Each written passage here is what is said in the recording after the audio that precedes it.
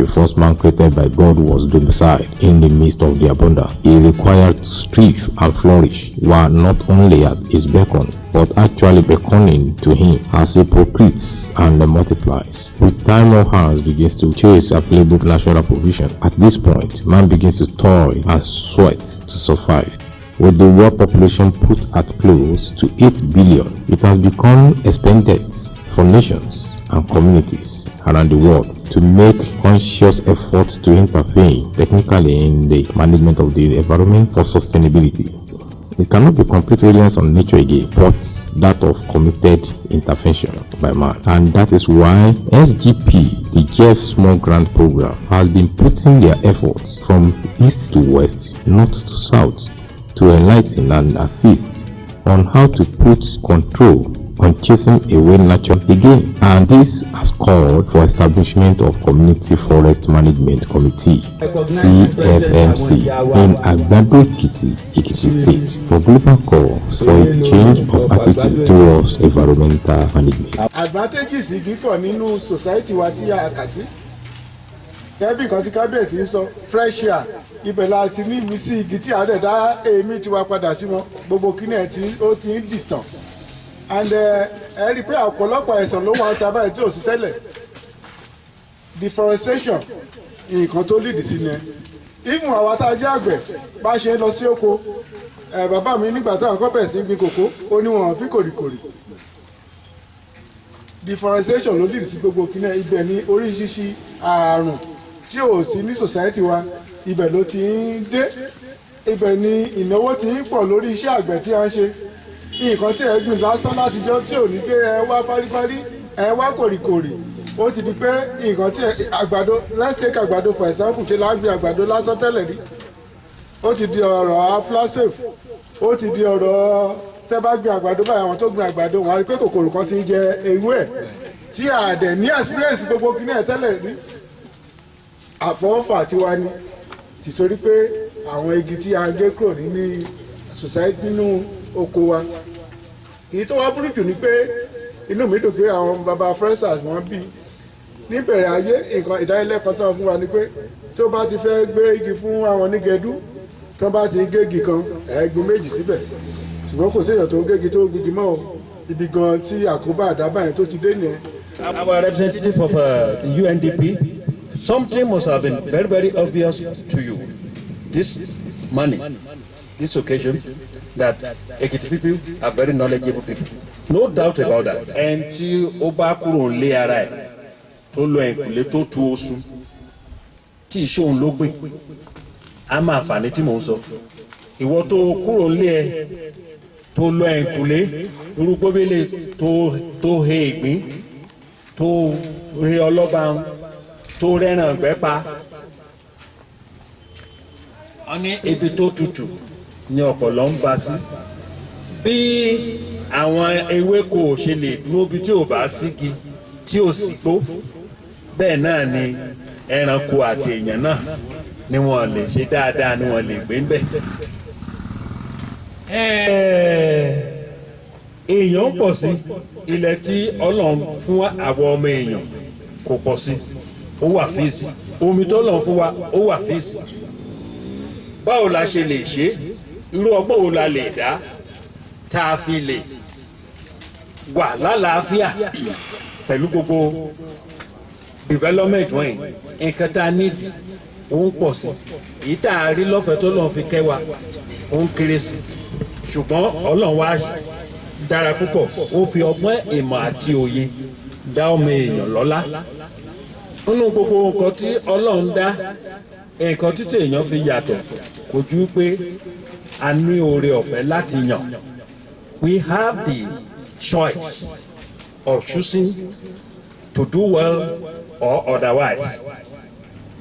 So òun ni àwọn oríṣiríṣi àbájáde ìmọ̀ ìwádìí ìjìnlẹ̀ tó fi ń jáde pé kí la lè ṣe pẹ̀lú kòríta tá a wà yìí tẹ́gbẹ́ ilẹ̀ tí gbogbo àgbàdo wọ́n kú báyìí kò pọ̀ sí àwọn tó fẹ́ dáko wọ́n pọ̀ sí àwọn tó fẹ́ kọ́lé wọ́n pọ̀ sí àwọn tó fẹ́ mọmi wọ́n pọ̀ sí àwọn oníṣẹ́ gẹdú wọ́n pọ̀ sí kí la lè ṣe. So oríṣiríṣi ìlànà bẹ́ẹ̀ à á súnná à á ṣe gbogbo nǹkan tó a fẹ́ ṣe ń bẹ̀ à á tẹ̀síwájú tá a bá ti lóko bẹ̀ tán a tún lọ múlẹ̀ bòmí. dídáko èyí táwọn olóyìnbó ń pè ní shifting cultivation bẹ́ẹ̀ ilẹ̀ tó wá wà ń sìn kò kárí gbogbo láti ṣe gbogbo kí náà tó bá ló fẹ́ ṣe shifting cultivation láti bọ́ àwọn èèyàn tó wà Nàìjíríà ń sìn a máa fẹ́ ní ìdí tó times 20 nǹkan tó lọ́n fún wa. So ní ìdí èyí ni oríṣiríṣi ọgbọ́n òde òní ni wọ́n fi ń gbé jáde.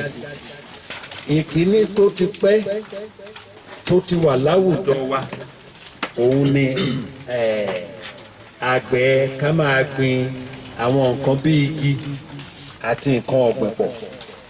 Ó pín sí ọ̀nà bíi 5-6 bẹ̀tẹ̀ fún àkókò wa a ní fi ẹnu bà gbogbo ẹ̀ into details a kàn máa sọ̀rọ̀ kéékèèké lórí ẹ̀. Irú àwọn igi wo la lè gbé pọ̀ àbí irú ọ̀nà wo? Ọ̀nà àkọ́kọ́ èyí tí à ń mú lò ní Igbó Ọba òun ni pé wọ́n á kó àwọn àgbẹ̀ sóko Igbó Ọba wọ́n á dáko ọdún kan àbọ̀dún méjì. Nígbà tó bá di pé ó fẹ́ máa rẹ ilẹ̀ díẹ̀ ìjọba á ba igi wọ́n á kó fún wọn wọ́n máa gbin igi wọn sínú oko wọn yẹn. Tó bá tọ́jú igi yẹn tó dẹ̀ ń ṣe iṣẹ́ àgbẹ̀ wọn fún ọdún kan ọdún méjì wọ́n á tẹ̀sí wọ́n á ní kọ́ kúrò ńbẹ̀ torí igi wọn á ti máa ṣe ibòji láti máa fa ìdíwọ́ díẹ̀díẹ̀ fún nǹkan ọ̀gbìn àròjẹ. Ìlànà kejì ni oko àdáni. Àwọn igi kọ̀ọ̀kan wà bí igi eléso tí wọn kì í ní ibòji púpọ̀. Ọ̀ndà ẹ̀yẹ tó ń ṣe ẹ̀mùdéǹsì tí ò sí láyé sí náà pè ní climate smart agriculture. Nǹkan tá a dẹ̀ ń ṣe ni pé àwọn igi bíi irúgbà àwọn igi bíi mọ̀ríngà. Irúgbà ni igi tá a ti rí ìyèrè tó fi ń ṣe irú. Ó lówó lórí púpọ̀ ó sì wúlò fara. Àwọn èèyàn wa wọn á dẹ̀ máa lò fún iṣẹ́ pàápàá jùlọ àwọn obìnrin wa. It's more or less an empowerment project for women. Welcome everyone to this gathering. Mo kí kábíyèsí wa o. Mo kí àwọn ọ̀gá wa náà láti Àbújá àti àwọn ẹlẹgbẹ́ mi náà tó wà níbí àti àwọn yòókù náà. Nǹkan tó ní kí n sọ̀rọ̀ yìí lórí ni sustainable forest management. Tó bá ní sustainable forest management kí ló túmọ̀ sí? Bí a ṣe lè manage igbó wa lọ́nà tó jẹ́ pé a máa jẹ̀gbádùn ẹ̀ látàárọ̀ ọmọdọ́mọ tí ṣe àjogúnru. Ìtumọ̀ ẹ̀ nìyẹn.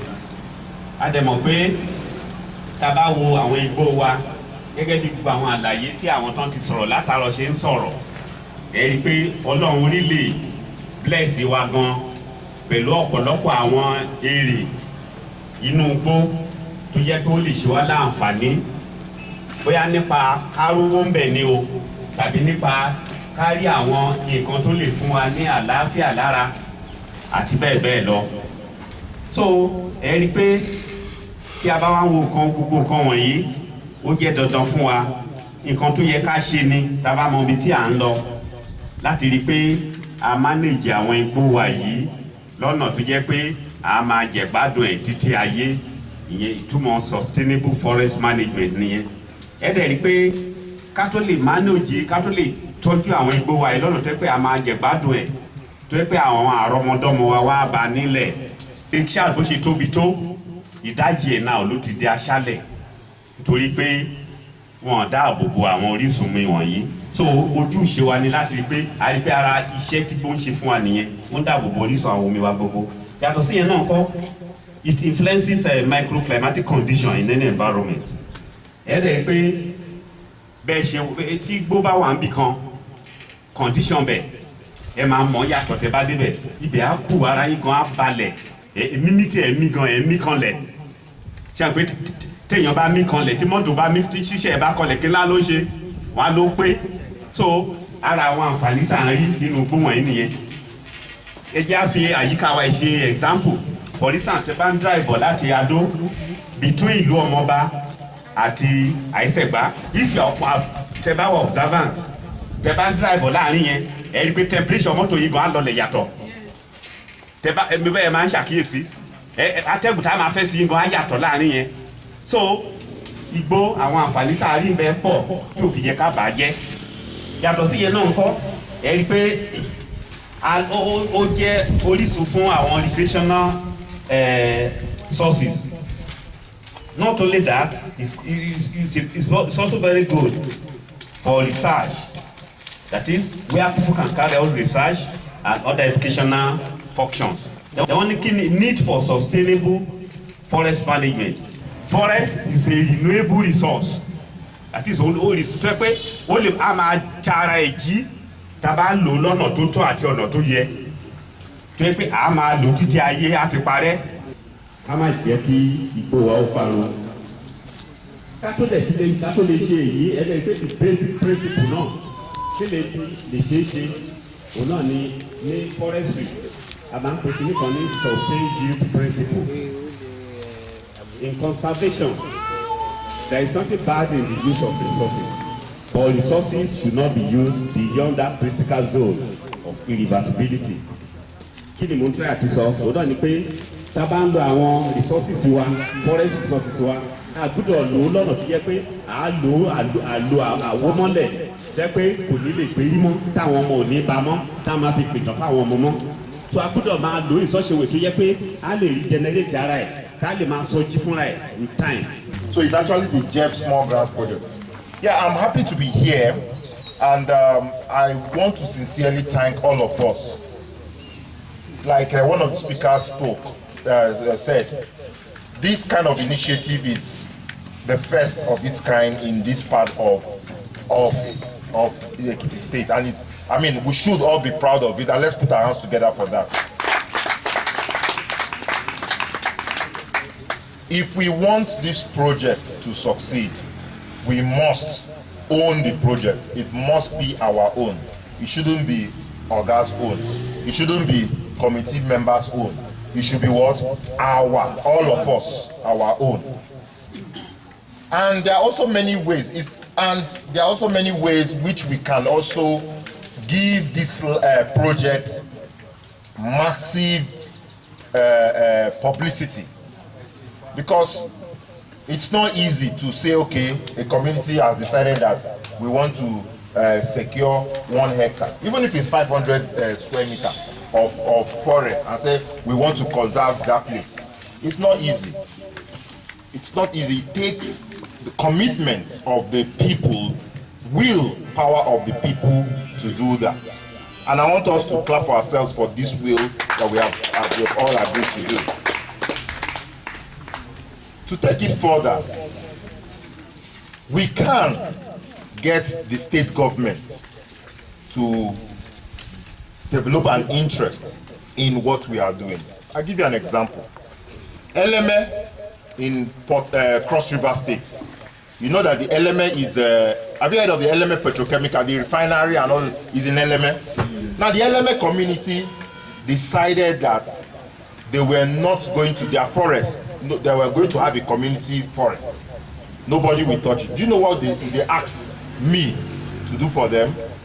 They asked me to develop a legislative paper whereby they took, after we developed that paper, that legislative paper, they took their House of Rep member, House of Assembly member, took that paper, stood on the floor of the house, and proposed it as a law for that community. It was passed into law, and because of advocacy, the governor, Wike, signed it into law. So it's a law now which is punishable for by everything in that community if you go and tamper with that forest. What has happened?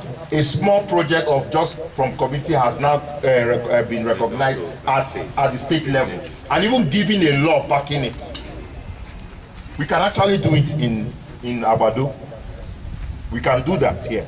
And it not only will attract more funding from within the state, or even it will also attract expansion, because one thing about projects is the ability to replicate itself.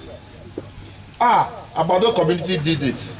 My in-laws in Emure will say, because I have in-law in Emure. Yes. My in-laws in Emure will say, what happened in Abado? Oh yeah, come on, let's do it there. What happened in Emure, it will go to another place like that. That is the ability of the beauty of project being able to sustain and replicate itself. So please, I want to encourage all of us to be part of this. And like I said before in the morning, there's a phase of this project that will require a lot of training programs. Mushroom farming, snaring, beekeeping, a lot of projects that you will have within that community, because within that community forest, a lot. And I want to also tell you that you need to add more women to your committee. It is very that knows his onions and knows what exactly this project entails. And I can assure you that with him as head of this committee too, I will all succeed. And that at the end of this project, not only that we will put this community in the map of Ekiti or in Nigeria, we will put this community in the map of the world.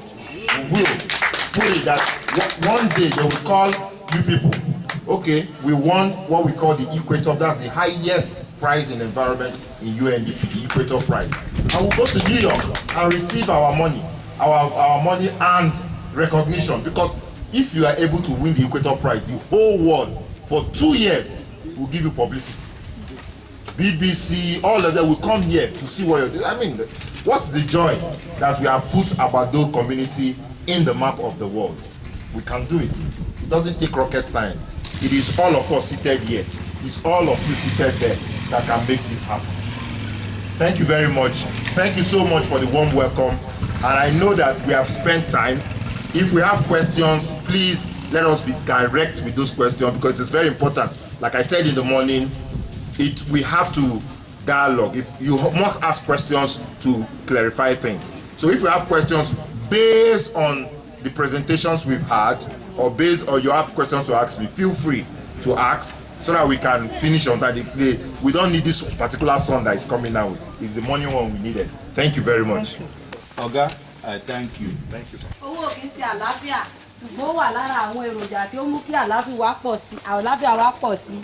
Bẹ́ẹ̀ náà ni àwọn ohun tí à ń jẹ wọ̀nyí àti bí a ṣe ń jẹ wọ́n sì jẹ́ kókó. Ọlọ́run nínú ìfẹ́ rẹ̀ ti pèsè ohun gbogbo tí ó lè mú wa lo ọjọ́ ayé wa pẹ̀lú ìlera pípé. Ó wá kù bí gbogbo wa yóò ṣe ní ìmọ̀ ìjìnlẹ̀ lórí rẹ̀ láti lè jẹ àǹfààní tí Ọlọ́run fẹ́ ká ní látara àwọn nǹkan wọ̀nyí.